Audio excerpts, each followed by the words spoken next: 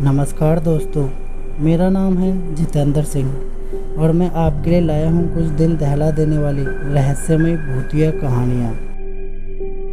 शर्मा जी की बेटी कविता बेंगलोर में एक सॉफ्टवेयर कंपनी में काम करती थी। शर्मा जी बेटी को देखने के लिए साल में 1-2 बार बेंगलोर जरूर जाते थे।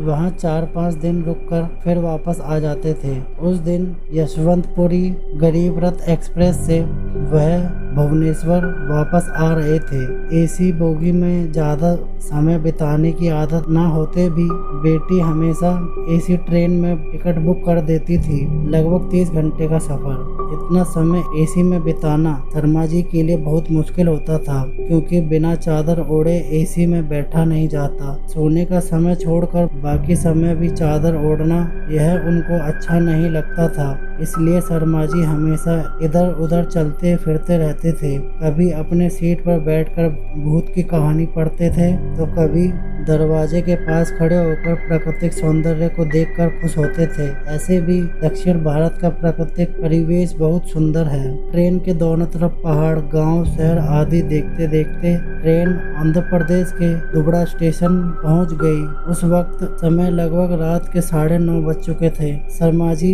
घर से लाया हुआ डिनर भी खत्म कर चुके थे। पास में बैठे सभी यात्रियों ने भी अपना अपना डिनर खत्म करके सोने की तैयारी कर ली थी, मगर शर्मा जी को नींद नहीं आ रही थी और आधा घंटे के बाद ट्रेन विशाखापट्टनम जंक्शन में पहुंच जाएगी। वहां से ट्रेन छूटने के बाद ही जाकर सोएंगे। ऐसे सोचते हुए ट्रेन विशाखापट्टनम की ओर रवाना हुई। उस वक्त शर्मा जी दरवाजे के पास खड़े हुए थे। अचानक उनको लगा कि जैसे कोई उनके पीछे खड़ा हुआ है। शर्मा जी थोड़ा घबरा कर पीछे देखे।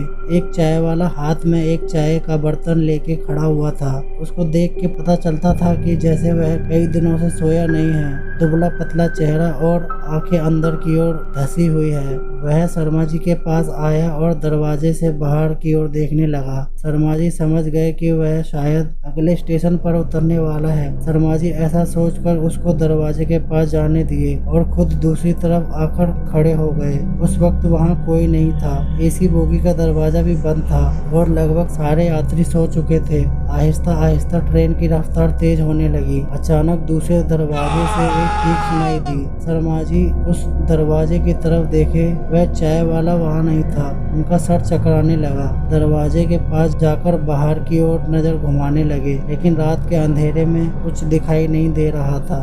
वह डर के मारे कांपने लगे। क्या सचमुच चाय वाला ट्रेन से गिर गया? वह तुरंत बग्गी के अंदर जाकर उस चाय वाले को ढूंढने लगे, लेकिन वहाँ भी वह नहीं था। अब शर्मा जी के मन में बहुत सारे सवाल आने लगे। अगर वह चाय वाला गिर गया होगा तो अभी तक जिंदा नहीं होगा। शर्मा जी सोचे कि वह उनकी बग्गी के पास सोए हुए लोगों को बुलाएंगे, लेकिन फिर सोचे कौन एक अनजान चाय वाले की मदद करने के लिए आएगा। ऐसा सोच के वह चुप रहे। अब शर्मा जी का मन विचलित होने लगा। अब शर्मा जी को उस दरवाजे के पास जाने की हिम्मत नहीं हुई। उनकी आंखों के सामने एक गरीब चाय वाले की जिंदगी चली गई। शर्मा जी बिल्कुल गुमसुम होकर बैठ गए। कुछ देर बाद ट्रेन विशाखापट्टनम जंक्शन पर पहुंच गई। कितने लोग ट्रेन के अंदर आए और कितने लोग बाहर गए। वह भी थोड़ा बाहर आकर घूमने फिरने लगे, लेकिन अंदर ही अंदर वह उस चाय वाले को ही ढूंढ रहे थे। मन ही मन सोच रहे थे